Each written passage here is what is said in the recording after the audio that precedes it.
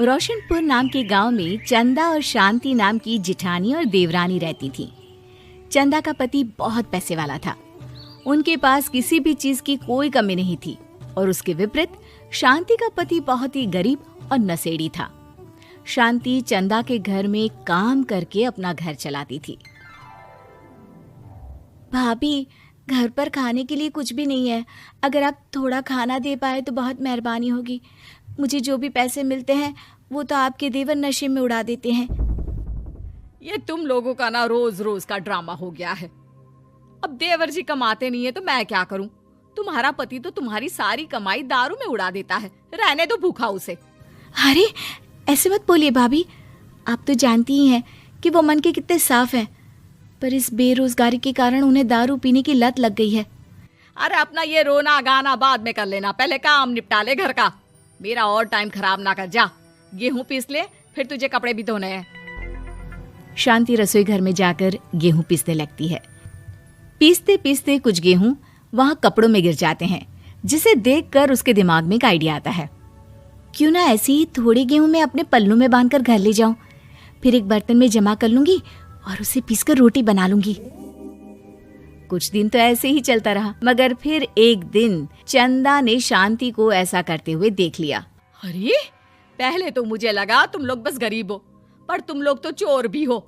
चोरनी कहीं की। मुझे तो लगता था तू गेहूं पिसती है, पर तू तो अपने पल्लू में गेहूं छुपा कर ले जाती है। निकल मेरे घर से।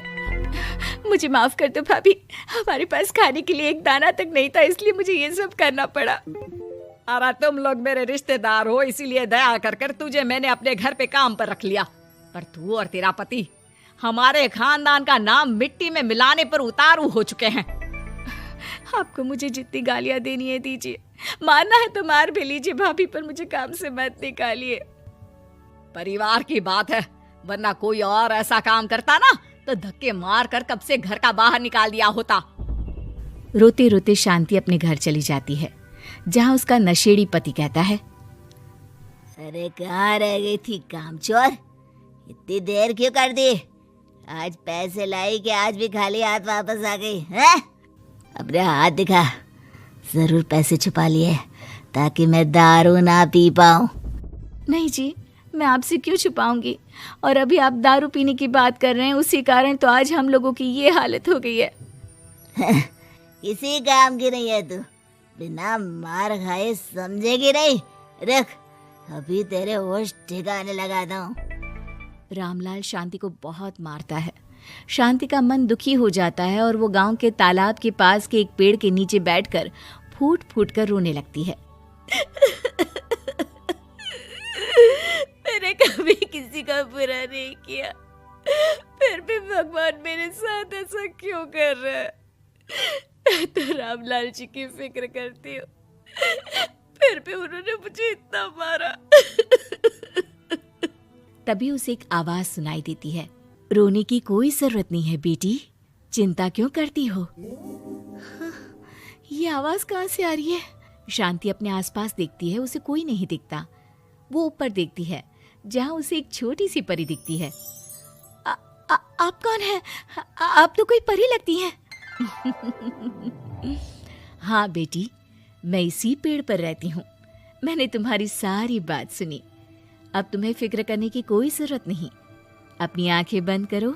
शांति आंखें बंद करती है और जादुई परी अपनी छड़ी घुमाती है। उसकी छड़ी घुमाते ही पेड़ के सारे पत्ते सुनहरे रंग के हो जाते हैं।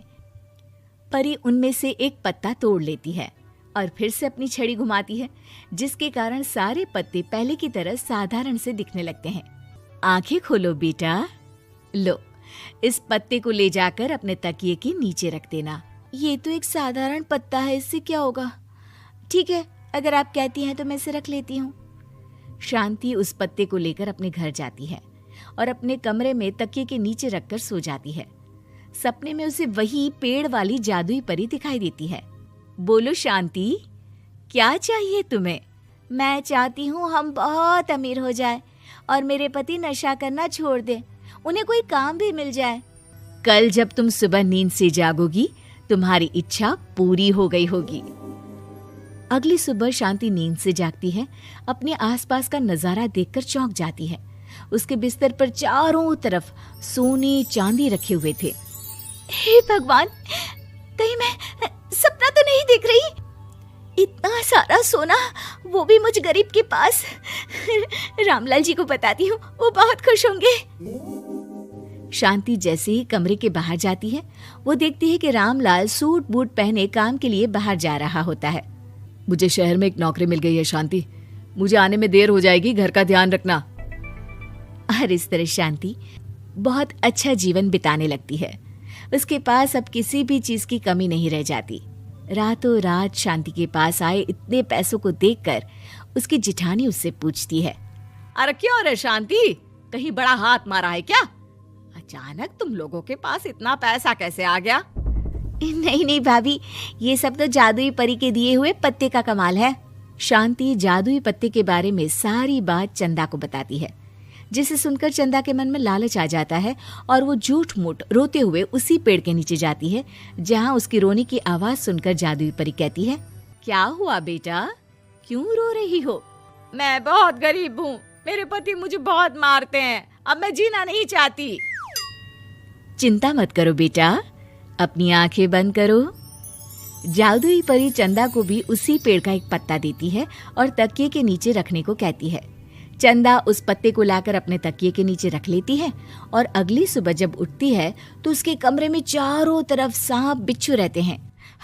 अरे बचाओ बचाओ, कोई मुझे बचाओ, ये कैसा पत्ता है जिसे लाने के बाद उस गरीब शांति के पास तो इतना सारा सोना आ गया और मेरे चारों तरफ ये सांप बिच्छू, अरे कोई बचाओ।